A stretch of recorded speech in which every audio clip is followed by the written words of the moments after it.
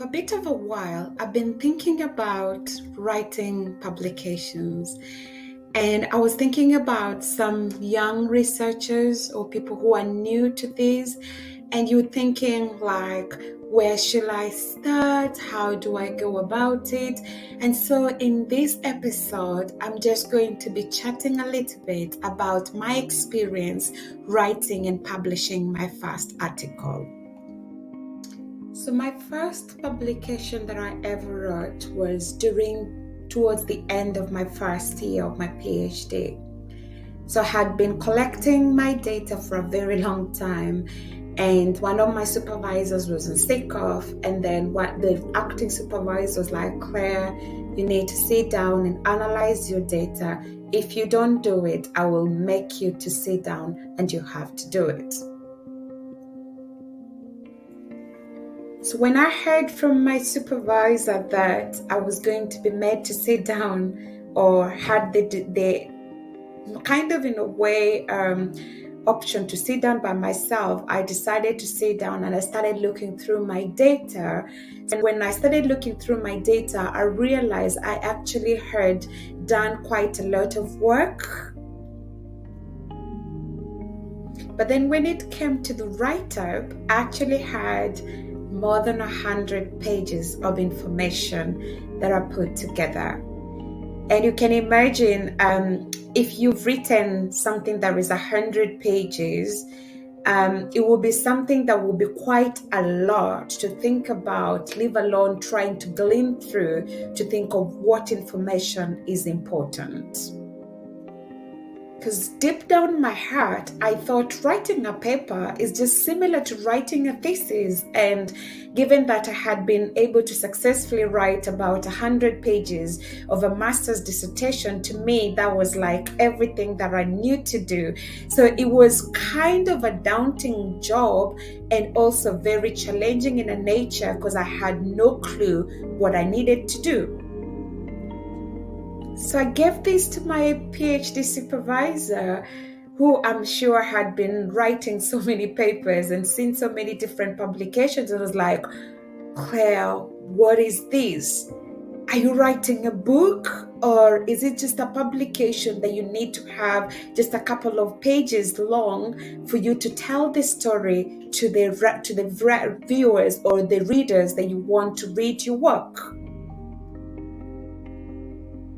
So he suggested to me, this is not a book you're writing, it's just a couple of pages long of an article that you need to write. And thankfully, he got one of his former PhD students and told them to begin the process of writing together with me. And I found that whole experience very, very helpful.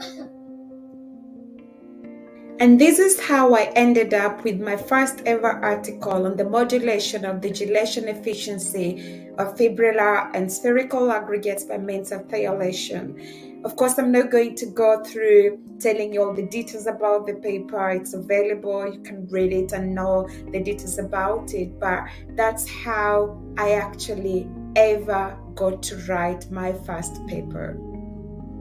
So when I reflect back to the whole journey, and if I was to ever advise anybody on writing their first paper, and having had the opportunity of working with some of my students to try and draft something, I think the first thing I'll say is try to think about what is it you want to talk about, what is it you want your audience to know from the whole storyline. So put your ideas together. If you're writing it, I usually suggest, there are people that have written their first papers as individuals, solo, without anybody's help, and they've been okay. But if you are able, or if you have the opportunity, it's always nice sometimes to look for collaborations, write those ideas down, share with someone that you trust, and then just start writing really.